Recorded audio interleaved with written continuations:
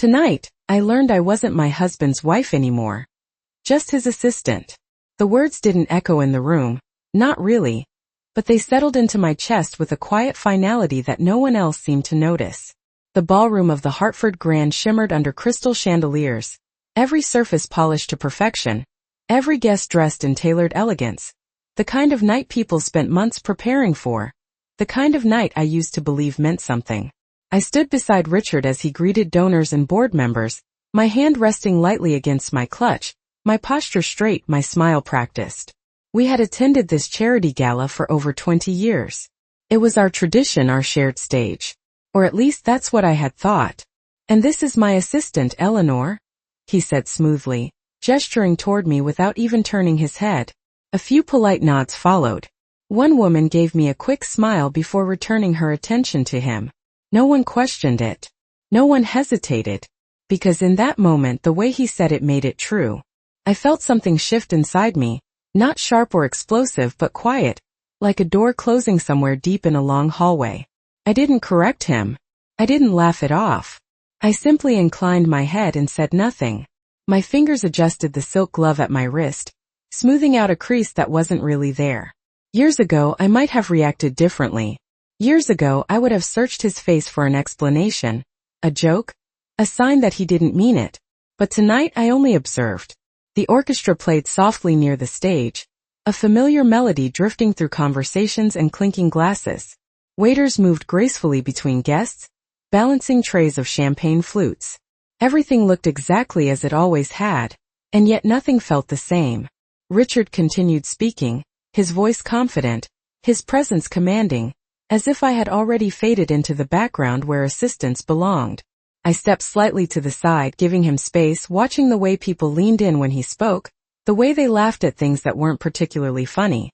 It was a performance I had supported for decades. I knew every line, every gesture. But tonight I was no longer part of the script. A flicker of movement near the edge of the room caught my attention. Near the side entrance leading toward the backstage corridor, I saw Richard again. Not the version standing in front of donors, but the real one, the one who thought no one was watching. His posture changed, softer somehow, more attentive. And beside him stood a woman I had never seen before, tall, poised, her dark hair falling in effortless waves over one shoulder. She was wearing a silver gown that caught the light with every subtle movement, and when she looked at him, there was a familiarity there that didn't belong to strangers. I watched as he leaned closer to her, his hand briefly touching her arm in a way that was far too natural, far too practiced. She smiled up at him, not surprised, not uncertain, but entirely comfortable, as if she had been standing in that place beside him for a long time. I didn't move. I didn't call out. I didn't interrupt. Instead, I turned slightly, positioning myself where I could see them without being seen. The years had taught me many things, and one of them was patience. Moments like this didn't need to be rushed. They revealed themselves fully if you allowed them the time. My mind began to piece together fragments I had ignored before. The late meetings that ran longer than necessary. The sudden business trips that seemed to appear without warning. The quiet distance that had grown between us, subtle at first, then undeniable. I had told myself it was stress, that success came with its own set of burdens. I had given him the benefit of the doubt because that was what wives did, especially after 40 years of marriage. But standing there in that ballroom, watching him look at another woman the way he used to look at me, I understood something with perfect clarity. This wasn't new. This wasn't a mistake. This was a decision, one he had made long before tonight. Applause erupted suddenly as someone took the stage, pulling my attention back to the center of the room. The program was moving forward. Speeches, recognitions, the usual sequence of carefully planned moments. I stepped forward with the crowd, blending in seamlessly, just another guest among many. If anyone noticed the absence of surprise or distress on my face, they didn't say a word. I took a glass of champagne from a passing tray, holding it lightly without drinking. My reflection shimmered faintly. In the surface of the liquid, a woman composed, controlled, untouched by the scene unfolding around her. But inside something had changed permanently. Not broken. Not shattered. Just shifted. Like a piece of a puzzle finally clicking into place after years of not quite fitting. I glanced once more toward the side of the stage, And there he was again, now guiding her forward, preparing to bring her into the light where everyone could see. I let my gaze linger for just a moment longer before turning away, my expression calm, my steps steady. Let them have the stage. Let them have the moment. Because what they didn't realize, what they couldn't possibly see yet, was that the night wasn't unfolding the way they believed it was. And I had just begun to understand my role in it. I moved through the crowd as if nothing had happened, each step measured, each breath steady, the soft hum of conversation wrapping around me like a familiar song that I no longer needed to follow. The ballroom had grown louder now, the energy building as the evening progressed, and yet everything felt strangely distant, as though I were watching it all from behind a pane of glass. I had spent decades learning how to exist in rooms like this, how to smile at the right moment, how to listen without interrupting, how to make people feel comfortable while never drawing too much attention to myself. It was a skill I had once been proud of. Tonight it felt like armor. I paused near one of the tall marble columns, setting my untouched glass of champagne on a passing tray. My hands were steady. That surprised me more than anything. There had been a time when even the smallest slight from Richard would have sent a ripple through me, a quiet unease that lingered long after the moment passed. But this was not small. This was not careless. This was deliberate. And somehow that made it easier to understand. Across the room, I could see members of the board gathering closer to the stage, their attention shifting toward the evening's main presentation. This gala was not just about charity. It was about visibility, influence, reputation. Richard understood that better than anyone. He had built his career on it, carefully crafting an image that people trusted, admired, even envied. And I had been part of that image. Not in the spotlight, never there, but always just behind it, making sure everything appeared seamless. I thought back to the first gala we attended together. I had been 42, nervous in a navy blue gown that felt too formal for my comfort, standing beside a man who squeezed my hand under the table when I grew quiet. He had introduced me then with pride, his voice warm, his eyes meeting mine as if I were the only person in the room. I remembered believing him. I remembered thinking that no matter how large the room became, we would always stand side by side. That memory did not hurt the way I expected it to. It did not sting or twist or demand anything from me. It simply existed like a photograph that had faded over time, still recognizable but no longer vivid. The difference between then and now was not just what he had done. It was what I had finally allowed myself to see. A woman brushed past me, her perfume light and floral, her laughter easy as she joined a group near the stage. No one looked at me twice. No one asked where I belonged. And for the first time I realized that invisibility could be useful. It allowed me to watch without interruption, to listen without being noticed, to understand without being questioned. I shifted slightly, angling myself toward the side of the stage again. Richard stood there, composed as ever, speaking quietly with an event coordinator. Beside him, the woman in silver remained close, her posture relaxed, her presence unchallenged. She was not out of place. That was the detail that settled everything. No hesitation from the staff, no curious glances from the organizers. She had been here before. Perhaps many times. Perhaps in ways I had chosen not to see. A faint smile touched my lips, not out of amusement but recognition. This had not begun tonight. Tonight was simply the moment it became visible to me. The orchestra softened as the lights dimmed slightly, signaling the transition to the main program. Conversations quieted, chairs shifted, attention turned forward. I took a seat near the back, choosing a table where no one knew my name, where no one expected anything from me. The stage lights brightened, casting a warm glow across the polished wood. And one by one speakers were introduced. Applause rose and fell in polite waves, each moment carefully timed, each expression carefully managed. I watched it all with a clarity I had never felt before. When you stop expecting honesty, you begin to notice patterns. The way Richard stood a little straighter when she was near. The way his voice softened when he spoke to her, even from a distance. The way she anticipated his movements, stepping forward just as he turned, as if they had rehearsed it. Perhaps they had. My fingers rested lightly against the edge of the table, tracing the smooth linen without really feeling it. I did not need confirmation. I did not need confrontation. The truth had already settled into place, quiet and undeniable. And with it came something unexpected. Not anger. Not sorrow. Something steadier. Something colder. Understanding. I had spent years believing that loyalty was enough, that patience was strength, that silence preserved peace. But silence, I realized now, could also conceal truth. And tonight, that truth had stepped into the light. A name was announced, and the room responded with a stronger wave of applause. I lifted my gaze, already knowing what I would see before it happened. Richard stepped onto the stage, his expression confident, his presence commanding, exactly as it had always been. And then just a step behind him she followed, her silver gown catching the light, her smile effortless, her place beside him unquestioned. I did not look away. I did not react. I simply watched, my posture straight, my expression calm, as the final piece of the evening settled into position. Whatever came next, it would not be a surprise. And that, more than anything, changed everything.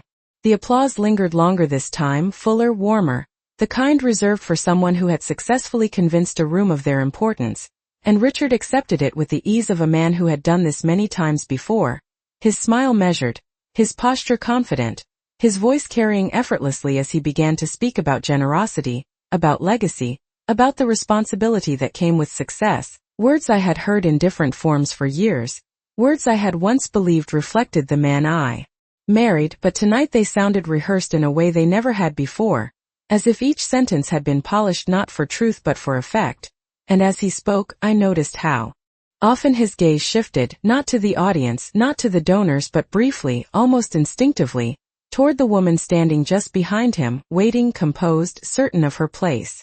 Vanessa Cole, the program read when her name was introduced moments later, her role described in careful terms that suggested partnership, vision, alignment with the foundation's future direction, and the room responded with polite curiosity, a few impressed murmurs, the subtle shift of attention that happens when something new is presented as valuable, and she stepped forward then, accepting the spotlight as though it belonged to her.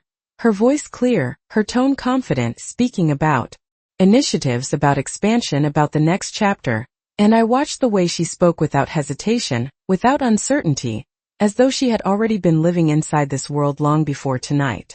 I rested my hands in my lap, fingers lightly intertwined, my posture unchanged, my expression calm, because there was no need to react when everything I needed to understand was unfolding so openly in front of me, detail by detail, moment by moment, like a story that had been carefully constructed without my knowledge, and now finally I was being allowed to see it in full.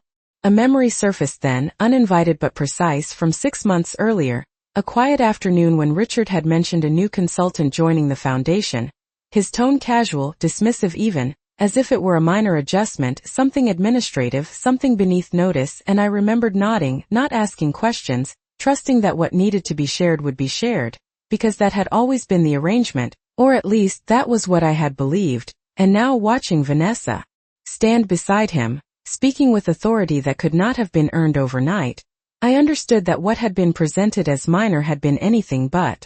The room responded to her in the way people respond to confidence, leaning in, listening, accepting, and I could see how easily narratives were rewritten in spaces like this, how quickly new roles replaced old ones, how effortlessly absence could be disguised as irrelevance, and I wondered briefly how long I had been absent without realizing it.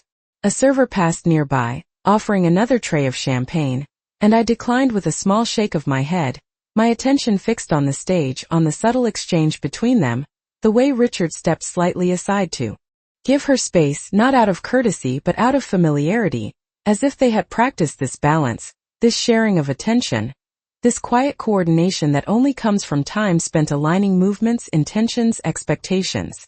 It was not the kind of understanding that develops in meetings or brief collaborations. It was something else. Something sustained. Something deliberate. The realization did not come as a shock. It settled instead like a final confirmation of what had already taken shape in my mind, and with it came a clarity that was almost relieving. There is a difference between not knowing and choosing not to see, and tonight that difference no longer mattered. What mattered was what I would do with what I now understood. The applause rose again as Vanessa concluded her remarks, and Richard stepped forward once more, placing a hand lightly at the small of her back as he guided her into position beside him, a gesture so brief that it might have gone unnoticed by anyone not paying close attention, But I saw it. I saw the ease of it, the ownership of it, the absence of hesitation, and in that single moment, the last remaining doubt dissolved completely. I did not look away. I did not lower my gaze. I allowed myself to witness it fully without interruption, without denial, because there was no longer any reason to protect an image that no longer existed. Around me, people began to rise slightly in their seats, adjusting, preparing for the next part of the program, conversations beginning again in low voices, reactions forming, opinions being shared, and I remained exactly where I was, still, composed, present in a way I had not been in years, because for the first time, I was no longer trying to maintain anything, no longer trying to preserve a version of reality that had quietly shifted beyond recognition. Instead, I observed, I listened, I understood, and somewhere beneath that calm surface, something else began to take shape, not rushed, not emotional, but precise, measured, and entirely my own. I remained seated even as the room shifted again, the energy loosening after the formal presentation, conversations blooming in clusters, glasses being refilled, laughter returning in carefully measured tones, as if the entire evening had been a performance and now the audience was allowed to breathe, and I watched it all with a calm that felt unfamiliar, not forced, not practiced, but real in a way I had not experienced in years. It is a strange thing to realize that a life you believed you were actively living had, at some point, become something you were simply maintaining, preserving out of habit rather than truth, and as I sat there, I began to trace the quiet path that had led me to this moment, not with regret but with clarity. There had been signs, of course, small ones at first, easy to dismiss, the kind that slipped through daily life without demanding attention. Richard had started taking his calls in another room, his voice lowered, his tone shifting slightly, not enough to alarm, but enough to notice if you were paying attention. His schedule had grown busier, more unpredictable, filled with meetings that extended late into the evening, trips that seemed to appear suddenly, explanations that were always reasonable, always justifiable. And I had accepted them, not because I was naive, but because I believed in the structure we had built together. The understanding that had carried us through decades of shared decisions, shared responsibilities, shared appearances. Trust, I had once believed, was something solid, something that did not require constant examination. Now I understood that trust, left unexamined for too long, could quietly become assumption, and assumption could be reshaped without you ever realizing it. I thought of the foundation itself, the organization that had become such a central part of our lives, something we had once spoken about as a shared legacy, a way to give back, to create something lasting beyond ourselves, and I remembered the early days, the long hours spent reviewing proposals together at the kitchen table, the discussions about which causes mattered most, the sense of purpose that had drawn us closer, not just as partners in marriage but as partners in something larger. Over time, those conversations had changed. They had become shorter, more one-sided, details replaced with summaries, decisions presented rather than discussed, and I had told myself it was efficiency, that growth required delegation, that not every detail needed my attention anymore. But now, sitting in that ballroom, watching another woman stand confidently in a role that had once been mine in ways both visible and invisible, I saw the truth beneath those changes. It had not been efficiency. It had been transition. A quiet, deliberate shift from inclusion to exclusion, from partnership to replacement, executed so gradually that it never demanded confrontation. I exhaled slowly, my gaze drifting across the room to where Richard now stood among a group of donors, his expression animated, his gestures precise, every movement reinforcing the image he had cultivated so carefully, and beside him, not hidden, not secondary, but fully present, Vanessa engaged in the conversation with ease, her presence accepted, her voice included, her role unquestioned. No one introduced her with hesitation. No one asked where she had come from. In rooms like this, legitimacy is not granted through explanation. It is granted through confidence and repetition, and she possessed both.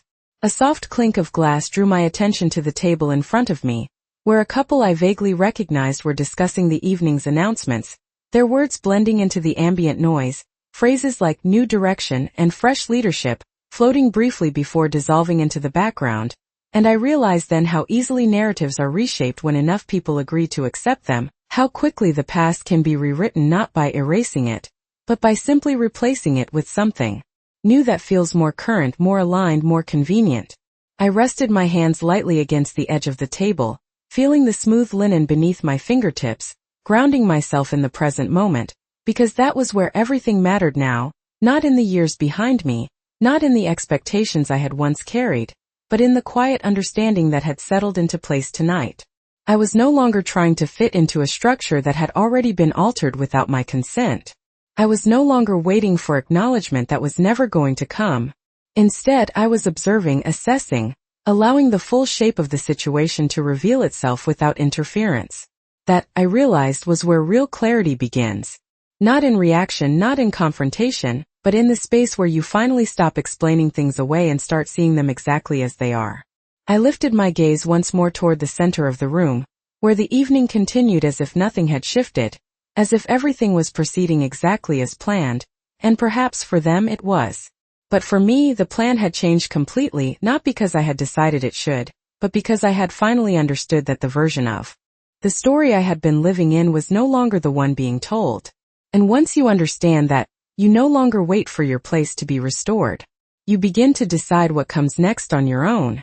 I stood slowly, smoothing the front of my gown as if I were preparing for something ordinary, something expected.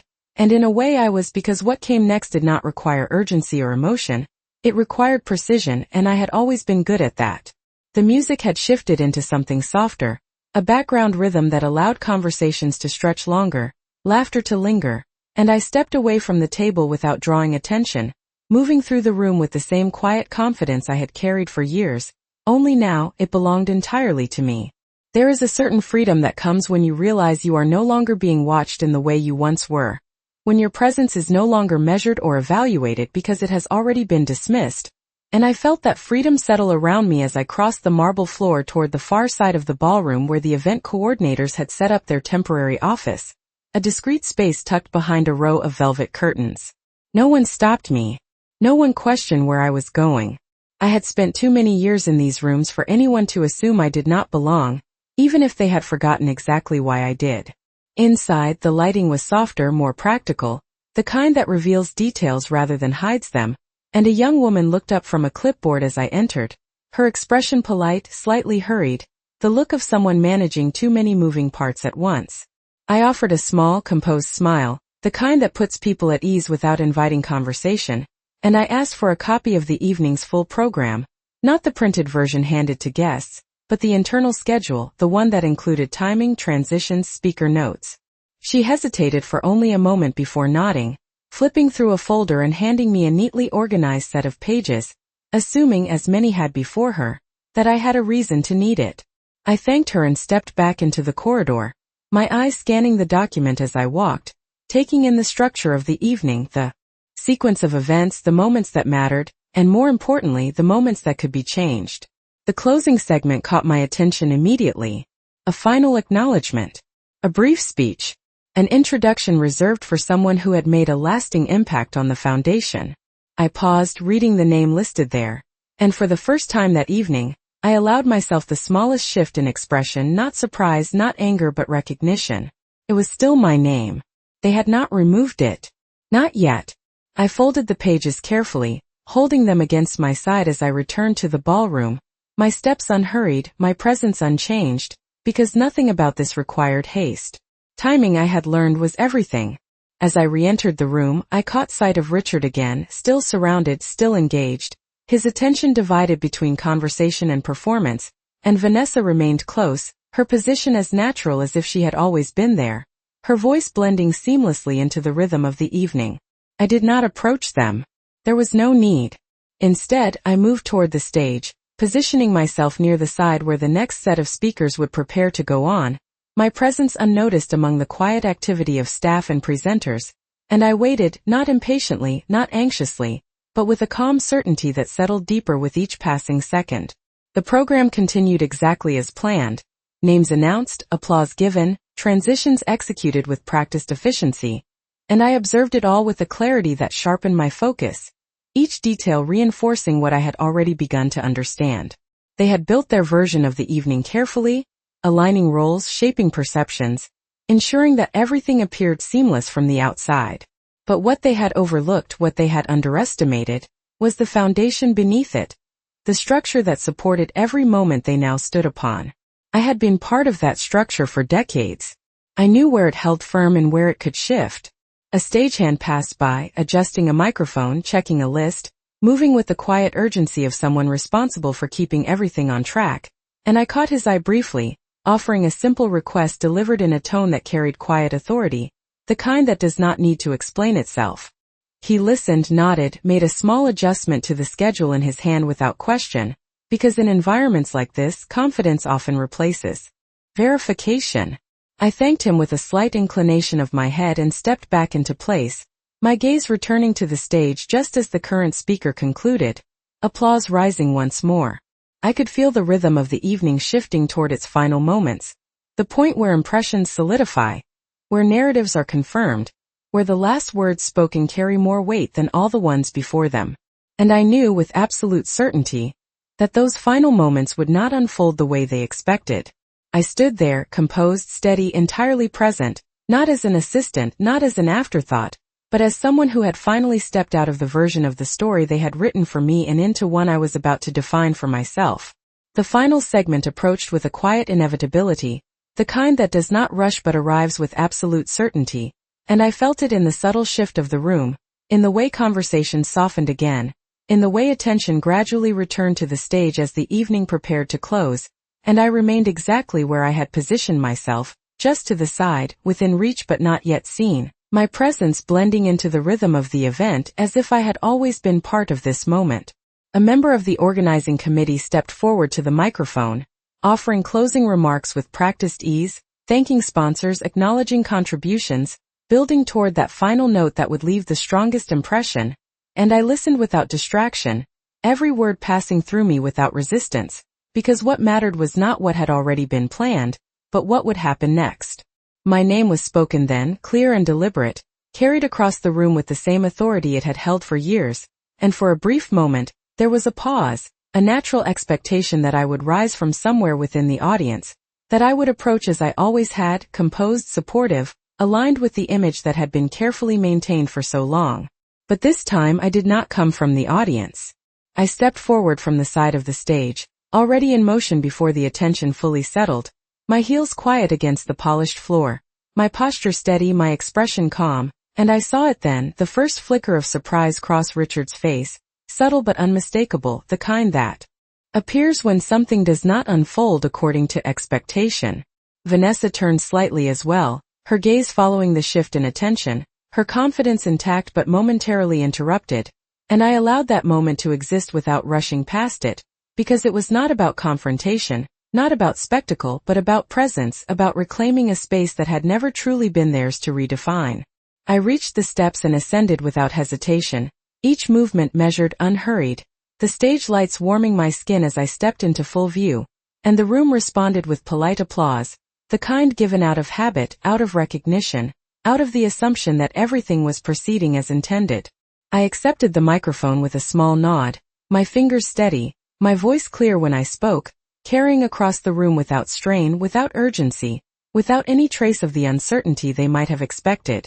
I thanked the attendees, the donors, the organizers, my words aligning with the tone of the evening, respectful, composed, exactly what they anticipated, and I could feel the room settling into that familiar rhythm, the expectation that this would be brief, predictable, a closing note that would allow the night to end smoothly. But then I shifted, not in volume, not in expression, but in direction, my words turning gently toward the foundation itself, toward its origins, its purpose, its structure, and I spoke not in generalities, but in specifics, details that only someone deeply involved would know, the early decisions, the guiding principles, the commitments that had shaped its growth, and I watched as attention sharpened, as curiosity replaced assumption, as people began to listen more closely, not because of what I was saying but because of how precisely I was saying it. I mentioned dates, milestones, contributions that had not been publicly highlighted, the kind of information that exists beneath the surface, supporting everything that is visible but rarely acknowledged, and with each detail, the narrative that had been presented earlier began to shift, not dramatically, not disruptively, but undeniably. I did not look at Richard directly, but I was aware of him, of the stillness that had replaced his earlier ease, of the way his attention was now fixed, not on the room, but on me, and I continued, my tone unchanged, my delivery steady, allowing the truth to unfold through information rather than accusation. I spoke of continuity, of stewardship, of the importance of understanding not just where an organization is going, but where it has come from, and I could feel the weight of those words settling into the room, not heavy, not confrontational, but clear. When I finally concluded, I did not linger, I did not seek acknowledgement beyond what was offered. I simply handed the microphone back with the same composed gesture, stepping away from the center of the stage as naturally as I had stepped onto it. And as I moved past Richard, our eyes met briefly, just a fraction of a second, but long enough for understanding to pass between us, not spoken, not explained, but fully realized. I descended the steps and returned to the floor, the applause following me, softer now, more thoughtful, and I knew, without needing to look back, that the evening had shifted in a way they could not undo, not because of anything dramatic, not because of any scene or accusation, but because the story they had tried to reshape had just been quietly, unmistakably corrected. The applause faded into a quieter murmur as I stepped fully back onto the floor, the sound no longer directed at me but lingering in the air like something unfinished, and I moved through it without hesitation, my pace steady, my shoulders relaxed, as though nothing unusual had taken place, as though I had simply fulfilled a role that had always belonged to me, which in many ways I had. People began to glance in my direction more openly now, not with curiosity alone, but with a subtle shift in perception, the kind that happens when a narrative changes in real time, and those watching must adjust their understanding without being told to do so.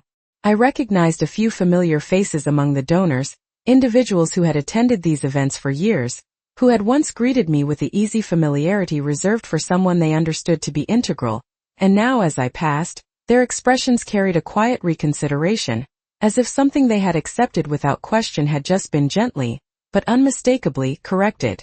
I did not stop to engage. There would be time for that later if it was necessary. Tonight was not about rebuilding connections. It was about redefining presence. Near the center of the room I slowed slightly, aware of the shift behind me before I turned, sensing.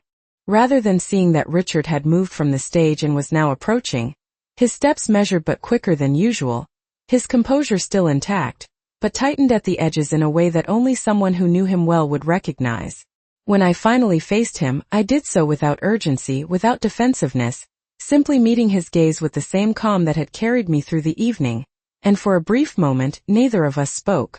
The noise of the room continued around us, conversations rising and falling, glasses clinking softly, the orchestra resuming a gentle melody, but within that space, there was a stillness that did not need to be acknowledged aloud. "That was unexpected," he said at last, his tone controlled, neutral, the words chosen carefully, as if he were testing the ground beneath him.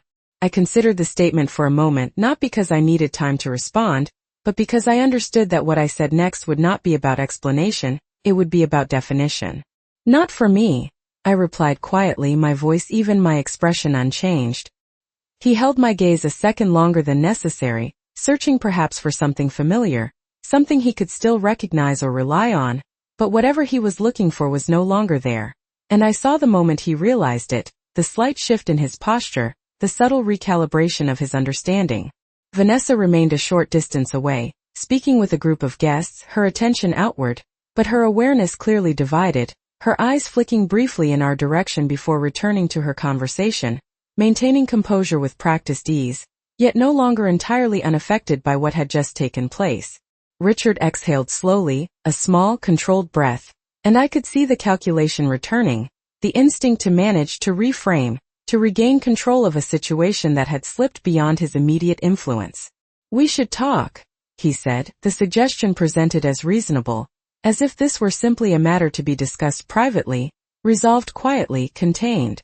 I inclined my head slightly, acknowledging the words without agreeing to their implication.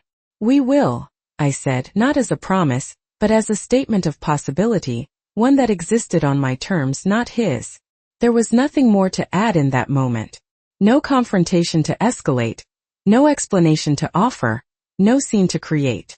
The conversation, brief as it was, had already shifted what needed to be shifted.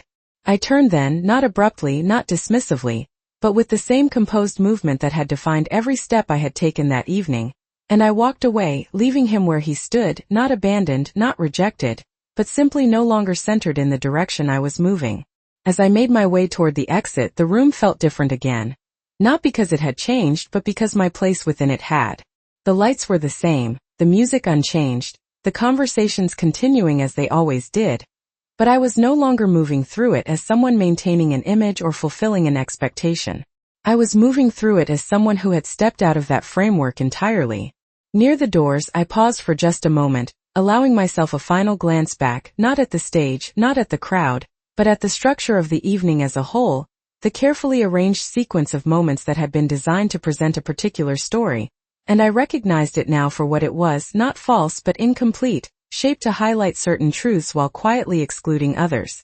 And tonight, without raising my voice, without breaking the surface of the event, I had reintroduced a part of that truth that could not be easily removed.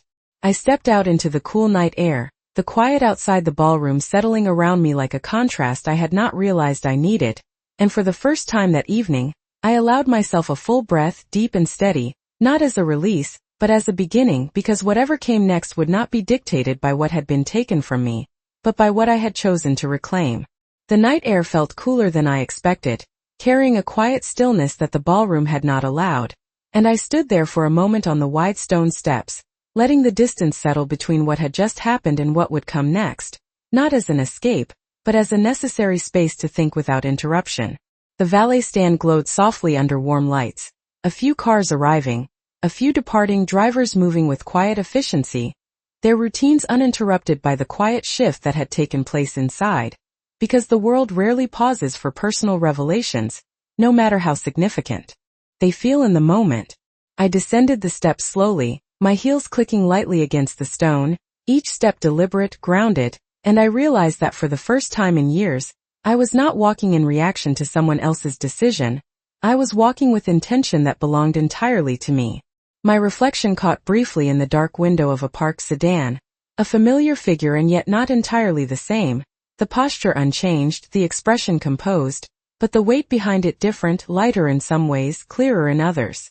I had spent so long existing within a role that I had not fully questioned what remained when that role was taken away, or rather when I chose to step out of it. The answer I was beginning to understand was not emptiness. It was space. A quiet, open space where decisions could be made without the need to maintain an illusion. I reached for my phone, not out of habit, but with purpose, scrolling through contacts until I found the name I had not needed to call in years: Martin Reynolds, the attorney who had once helped us structure the foundation in its earliest days, when everything had been transparent, when every document had passed through my hands as well as Richard's, when partnership had not been a word used for appearance but for reality. I hesitated for only a second before pressing call. Not because I was unsure, but because I understood that this moment marked a shift that would not be undone. The line rang twice before his voice answered. Familiar, steady, carrying the same quiet professionalism I remembered. "Eleanor," he said, and there was a brief pause, a note of surprise that quickly settled into recognition. "It has been a long time." I allowed myself a small breath before responding, my tone, even my words, precise. "It has. I need to review the current structure of the foundation. All of it." There was no need to explain further. He understood the weight of those words, the implications beneath them, the kind of request that is never made lightly. "Of course," he replied without hesitation. "When would you like to meet?" I glanced back toward the entrance of the ballroom, the doors still opening and closing as guests filtered in and out, unaware of the quiet decisions being made just beyond their view. "Tomorrow morning," I said. 9 o'clock. "I will be ready," he answered, and the call ended with the same calm efficiency with which it had begun. I lowered the phone, holding it for a moment longer before slipping it back into my evening bag. The action simple, but final in its own way. Across the drive, a car pulled up, the driver stepping out to open the rear door, and I recognized the rhythm of departure, the end of an evening that, for most, would be remembered for its speeches, its connections, its polished success. For me, it would be remembered as something else entirely, not as an ending, but as the moment when everything that had been quietly misaligned came into focus.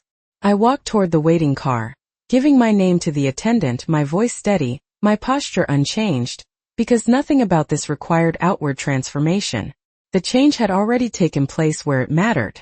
As I settled into the back seat, the door closing softly behind me, I allowed myself one final glance toward the building, its tall windows glowing against the night, the faint movement of people inside barely visible through the glass, and I felt no pull to return, no lingering attachment to the version of myself that had remained there for so long. Instead, I leaned back slightly, my hands resting in my lap, my thoughts already moving forward, not in haste, not in reaction, but in deliberate sequence. There were documents to review, decisions to make, truths to confirm, and I would approach each of them with the same clarity that had carried me through the evening. Outside, the car began to move, the city lights stretching ahead in quiet lines of possibility, and I watched them without distraction, not searching for answers, but recognizing that I no longer needed to search at all. The answers had already begun to reveal themselves. All that remained was to follow them, step by step, with the same calm certainty that had brought me this far. The next morning arrived without hesitation, the light filtering through my windows in a way that felt sharper than usual, not brighter, not warmer, but clearer, as though the world itself had adjusted its focus overnight. And I moved through my routine with the same quiet precision that had defined so many years of my life, only now each action carried a different weight, not out of obligation but intention. The house was still, the kind of stillness that allows thoughts to settle into place without interruption, and I welcomed it, not as solitude but as space to think without distraction. I dressed simply, choosing a tailored cream blouse and a charcoal skirt, the kind of clothing that did not demand attention but carried quiet authority, and as I fastened the last button, I caught my reflection in the mirror, studying it for a moment, not searching for reassurance, but acknowledging the person standing there, composed, steady, entirely present in a way I had not been for a long time. At exactly 8:45, I stepped out into the morning air, the city already in motion, cars moving in steady lines, people walking with purpose, the rhythm of a new day unfolding without pause, and I entered the waiting car with the same calm certainty that had carried me through the night before. The drive to Martin's office was familiar, a route I had taken countless times in the early years, when every decision had been shared, when every document had been reviewed side by side, and as the buildings passed by, I found myself remembering those days with a clarity that no longer carried emotional weight, only recognition of what had been and what had changed. The car slowed to a stop in front of the office building, its glass exterior reflecting the morning light in clean, sharp lines, and I stepped out, smoothing my sleeves slightly as I entered, the quiet hum of the lobby greeting me with its usual efficiency. Martin was waiting when I arrived, standing just inside his office, his posture as composed as ever, his expression measured, but his eyes attentive in a way that suggested he already understood the significance of this meeting. "Eleanor," he said, inclining his head slightly, and I returned the gesture with the same quiet acknowledgement before taking a seat across from his desk. There was no need for pleasantries, no need to circle the reason I was there. "I want to review everything," I said, my voice steady, my gaze direct. "The foundation, the ownership structure, the voting rights, the board composition. All of it." He nodded once, reaching for a neatly organized set of files already prepared, sliding them across the desk with a precision that mirrored my own. "There have been changes," he said carefully, not as a warning, but as a statement of fact, and I met his words without reaction, because I had already anticipated that. I opened the first folder, my eyes moving across the pages, absorbing the language, the dates, the signatures, and as I read, the structure revealed itself piece by piece, not chaotic, not careless, but deliberate, adjustments made gradually, authority redistributed in ways that would not draw immediate attention, roles redefined, responsibilities shifted, and I saw exactly where I had been moved, not removed entirely, but repositioned, placed in a category that suggested presence without power, involvement without control. It was subtle, it was careful, and it was unmistakable. I turned a page, then another, my expression unchanged, my breathing steady, because this was not the moment for reaction. This was the moment for understanding. "When were these changes implemented?" I asked, my tone even, my attention still on the documents. "Over the past 18 months, Martin replied, his voice measured. "Incrementally. 18 months. The number settled into place with quiet precision, aligning perfectly with the timeline I had already begun to reconstruct in my mind, the late meetings, the unexplained trips, the gradual shift in communication, all of it forming a pattern that now stood fully revealed. I closed the folder gently, resting my hand on top of it for a moment before looking up, meeting Martin's gaze with a calm that left no room for misinterpretation. "And my position?" I asked. He paused briefly, choosing his words with care. "You remain a founding member," he said, "but your voting authority has been limited under the revised structure." limited, not removed, not erased, but constrained, controlled, rewritten. I nodded once, not in agreement but in acknowledgement, because clarity does not require approval. It requires recognition. What would it take to restore full authority? I asked, my voice unchanged, my posture steady, and this time he did not answer immediately, not because he did not know, but because he understood that the answer would not be simple, and that was exactly why I had come. Outside the window, the city continued its steady movement, unaware of the quiet decisions being shaped within that office, and I felt no urgency, no pressure to rush what came next, because this was no longer about reacting to what had been done. It was about deciding what would be done now, with full understanding, with clear intention, and without hesitation. I had spent years standing just behind the spotlight, ensuring that everything appeared seamless, supporting a structure that I believed we had built together. Now, for the first time, I was looking directly at that structure, not from the side, not from behind, but from a position where I could see exactly how it had been altered, and more importantly, how it could be changed again. I leaned back slightly in my chair, my hands resting calmly in my lap, my gaze steady, and in that quiet moment, I understood something with complete certainty. They had assumed I would remain where they had placed me. They had assumed I would accept the version of reality they had constructed. But assumptions, I had learned, are only as strong as the person who continues to believe them. And I no longer did.